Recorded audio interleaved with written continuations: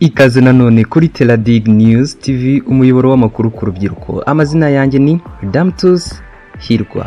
Kuri ubu ngubu irushanwa ngo rya Tour du Rwanda ryamaze kugaruka, aho kuri ubu ngubu imihanda abanyonzi bazacamo banyonga igare yamaze kumenyekana, ndetse kuri ubu ngubu noneho hakaba hagaragayemo n'impinduka zikomeye. Kuri uyu wa gatatu rero tariki ya 13 Kamena 2018 nibwo ishyirahamwe ry'isiganwa ku magare mu Rwanda FERWACY yatangaje gahunda ijyanye na Tour du Rwanda 2018 itegerejwe kuva ku itariki ya 5 Kanama 2018. Nk'uko FERWACY yabitangaje, habaye impinduka ku bijyanye naho iri siganwa ryatangiriraga, kuko iry'uyu mwaka rizatangira abanyonzi bazenguruka Rwamagana ku ntera ingana n'ibirometero 104 mu gihe ubusanzwe babaga bazenguruka Kigali. Ibi ni inshuro ya mbere bibaye mu mateka ya Tour du Rwanda. Kuri iyi gahunda rero y'iri siganwa ry'uyu mwaka, ku gace ka kabiri abasiganwa bazava i Kigali berekeze i Huye n'ibirometero 102 bazasiganwaho. Ku gace ka gatatu abasiganwa nibwo bazagenda intera ndende muri iri siganwa, kuko bazava i Huye berekeze i Musanze, iyi ntera ingana n'ibirometero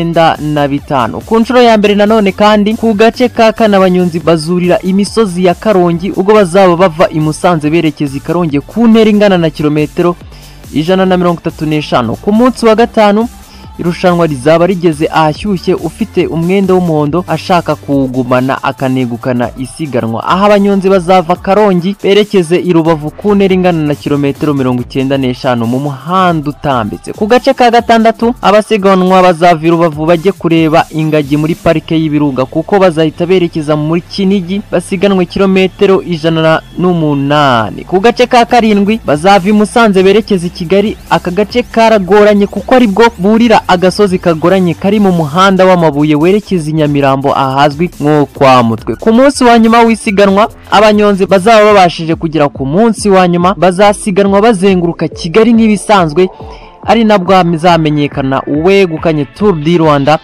Izitabirwa n'amakipe 16 azaturuka mu bihugu bitandukanye. Kuva ryatangira mu mwaka wa 2009 Tour du Rwanda yatwawe na Adil Jelul, Teklemanot Daniel Eritrea mu mwaka wa 2010, Kiel Regen USA mu mwaka wa 2011, Rory Darren USA mu mwaka wa 2012, Dylan Gildeston South Africa mu mwaka wa 2013, Ndayisenga Valence Rwanda mu mwaka wa 2014, Jean Bosco Nsengimana Rwanda mu mwaka wa 2015, Ndayisenga Valence Rwanda mu mwaka wa 2016, ndetse na Areruya Joseph Rwanda werutse kwitwara iya 2017. Ibihugu bizitabira Tour du Rwanda harimo Amerika, Tunisia, South Africa, Kenya, Angola, u Rwanda, Eritrea, Canada, Ububiligi, Ethiopia, ndetse n'ibindi byinshi bigiye bitandukanye. Reka ngensore zangani inkuru nkomeza kugushishikariza kutazacikwa n'irushanwa, kuko amakuru menshi ajyanye n'iri rushanwa n'ahandi uzasanga uretse ku rubuga rwa www.teladignews.rw.